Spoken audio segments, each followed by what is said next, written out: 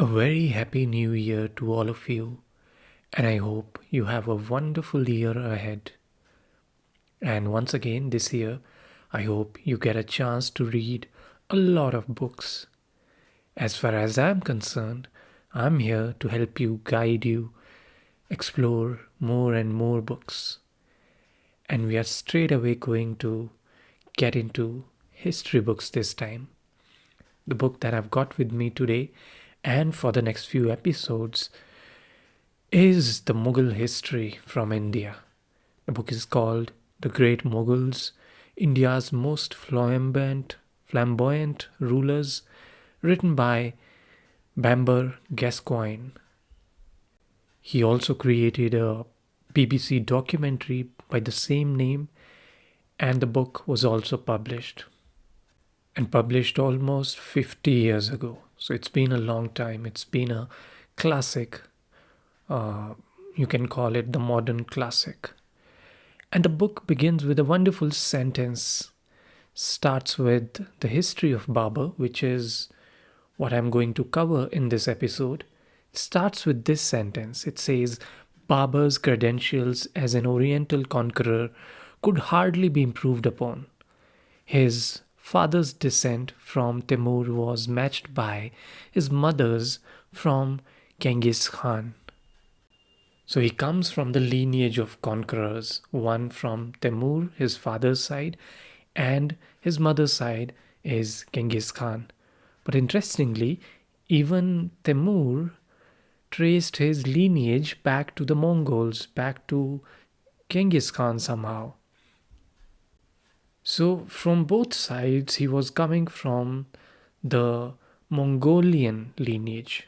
But Babur was not fond of this word called Mongol. At that time, this term of Mongols or Mughals, that later became adaptation of Mongols, it was associated with barbarians, and he didn't like it. He preferred the Timurid version, which is the Timur's dynasty. But irony as it is in the pages of history, here again we find that we now know him by Mughal, and he was the founder of Mughal Empire for us. And as I said, although he never liked this term, the Mughal. And Mughal is the Persian adaptation for Mongol.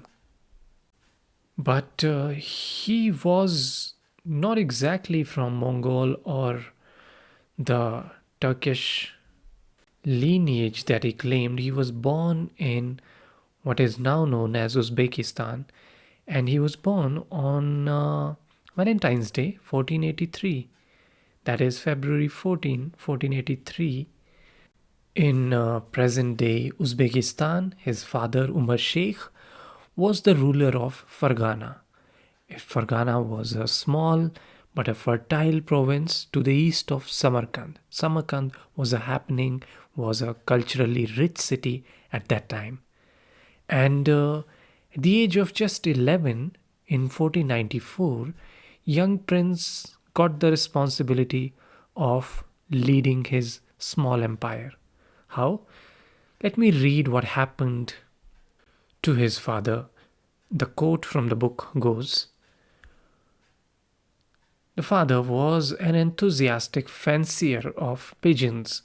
One day, in the rugged fort of Akshi, the portly king was tending his birds in a pigeon house on the outer wall of the palace when the precipice below began to crumble, and Umair Sheikh Mirza flew with his pigeons and their house and became a falcon. So eventually he died from the injuries, and that time, as I said, Babur had to shoulder the responsibility of leading that small kingdom. And now he found himself one among many petty rulers in the region. And most of the nearby smaller kingdoms, they were led by the princes or kings who were descended from Timur. And each one of those princes, they thought, rather each one of them, he thought that he was the rightful heir of Timur, and therefore the entire region belonged to him. So there was a lot of skirmishes, a lot of fighting going on during that time in that region. Everyone was trying to gain control of the entire region, and so was Babur. And he, in fact, succeeded in conquering Samarkand, which was the key city at that time. Twice he won, twice he lost. So that's how it was going. But I thought um, there was one passage that I should read from the book, which gives you fair idea about these territories and three important cities that were there and how they were flourishing in those times.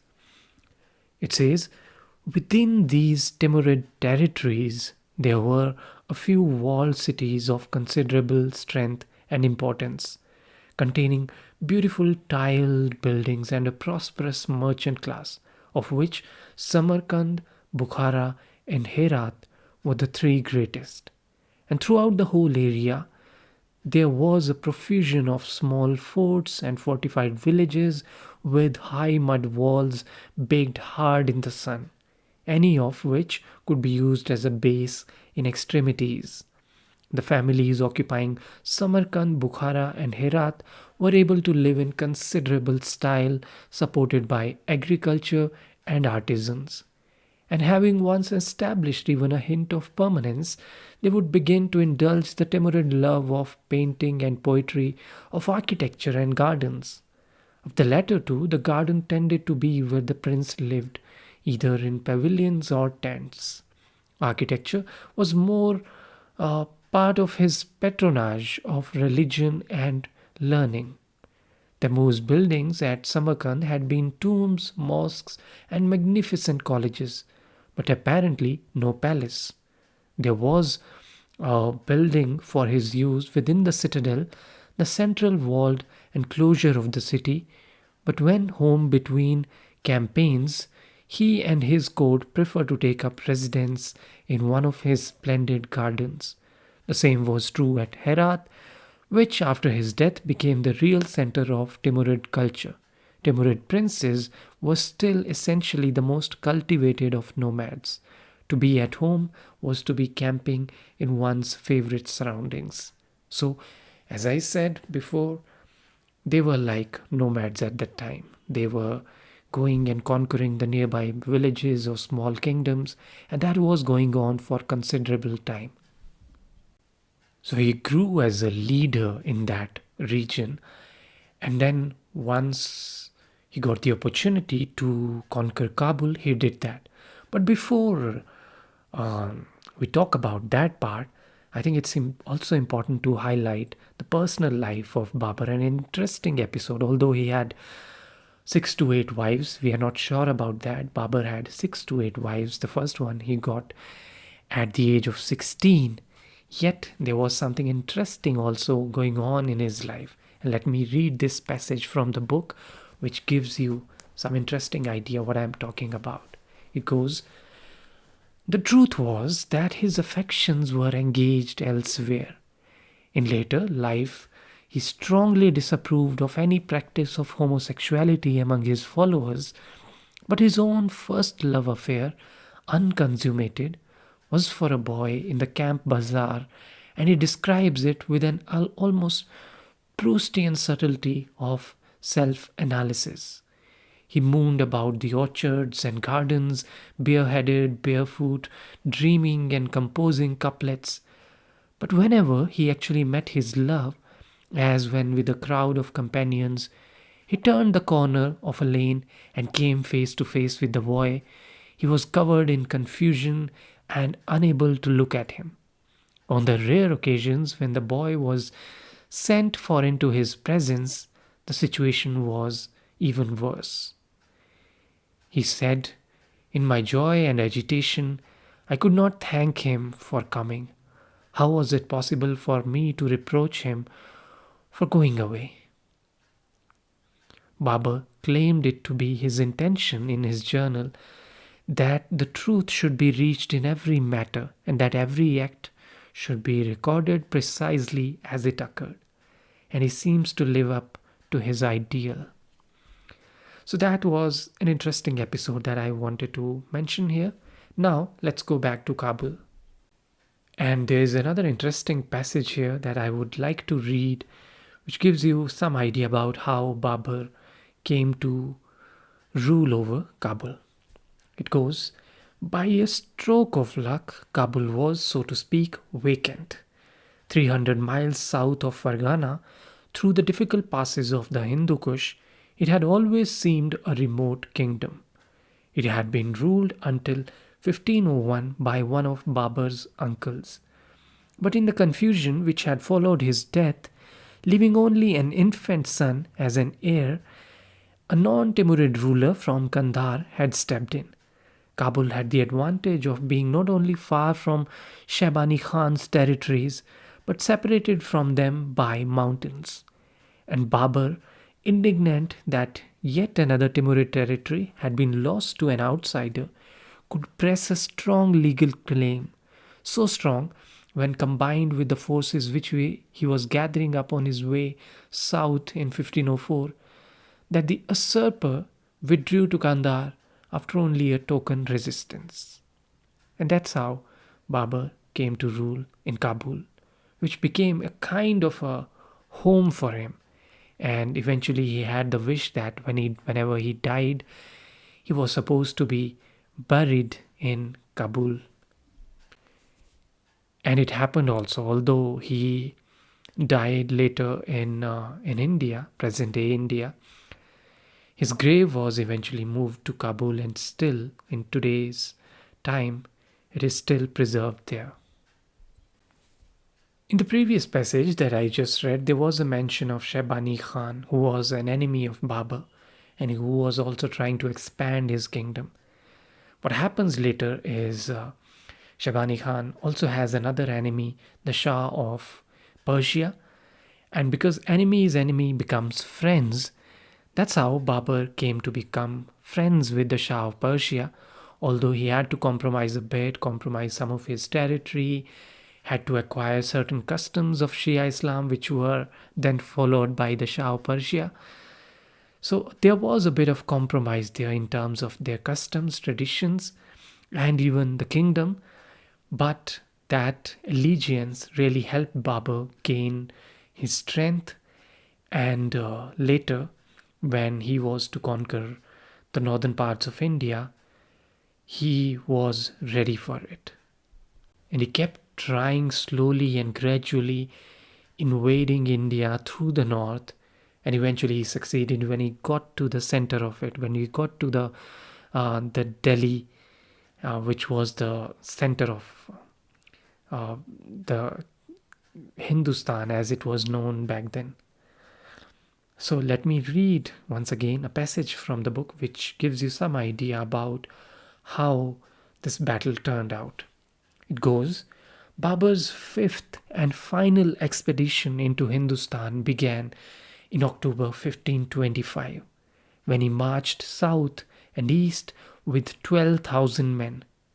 Recently, the empire of Delhi had been in some chaos, with increasingly powerful factions forming against Sultan Ibrahim, and it was not until late February 1526, when Babur had already advanced far into the Punjab, that he met any serious opposition in the form of an advanced party sent against him by Ibrahim.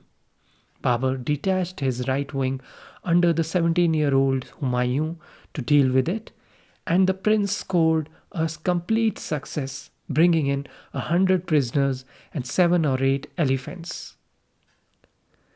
Then we come to the final battle. It says, the two armies came face to face at Panipat in the middle of April. Babur's forces may have grown to as many as 25,000 with reinforcements collected on the way. But Ibrahim's army was said to number 100,000 men and 1,000 elephants. Babur dug himself in using a formation which was to become standard in the following years in India, but which he says he had adopted from Turkish practice.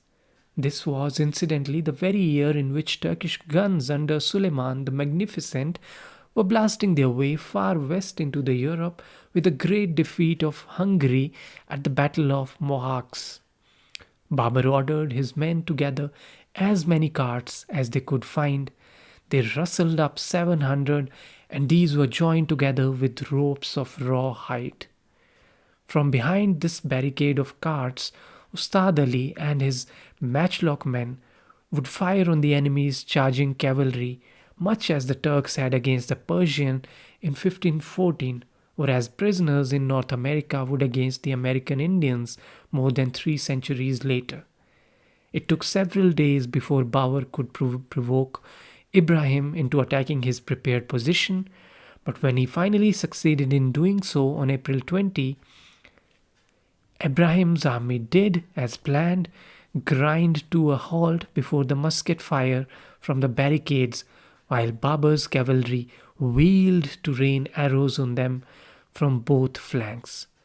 The battle continued fiercely till noon, but then the field was Babur's. About 20,000 men of the Indian army were dead, including their leader. Babur made arrangements for Ibrahim as a mark of respect to be buried where he fell, and his tomb still stands at Panipat. But it was typical of Babur that to celebrate his own victory, he created at Panipat not another monument but a pleasant garden. So, the Lodi dynasty, the Ibrahim Lodi dynasty, was defeated there in the Battle of Panipat in 1526, and India now was Babur's. There was another danger from the Rajput Confederacy, which was getting stronger under Rana Sanga, and that was another battle that Babur had to fight, which he did a year later in 1527. This was closer than the Battle of Panipat, but once again Babur came out as a winner. In this battle, it is said that there was a lot of apprehension from Babur's side, because these Rajputs, they were known for their valor, their bravery, but at that time Babur played the trick of religion. He encouraged his troops, his soldiers, his guards, that this was a battle against infidels and Muslims had to unite and they could not give up. They had to sacrifice themselves and they were not supposed to move back or leave the field. Just go for it. And that's said to be one of the reasons that they fought so bravely and eventually came out as winners. So that's how the Mughal dynasty came to be established in India, and it ruled India for the next almost 300 years. Later, in his late 40s, Babur became really sick. Also, because he was kind of addicted to drugs, to wine, and his health was constantly getting worse. And eventually, in 1530, at the age of 47, Babur died. And as I said, he was first buried in India itself, but later his grave was moved to the place he always wished to be, that is in Kabul. So that was the history of Babur, very quick one. But this is just the first chapter of the book, and we have to cover the later Mughal rulers as well. As you know, I'm sure most of you would know, Humayun was Babur's son and who next came to be the ruler of India, of the Mughal dynasty. That chapter we'll cover in the next episode. So stay tuned, keep following, and we'll explore more of this in the next episode. Thank you very much for listening. Thank you.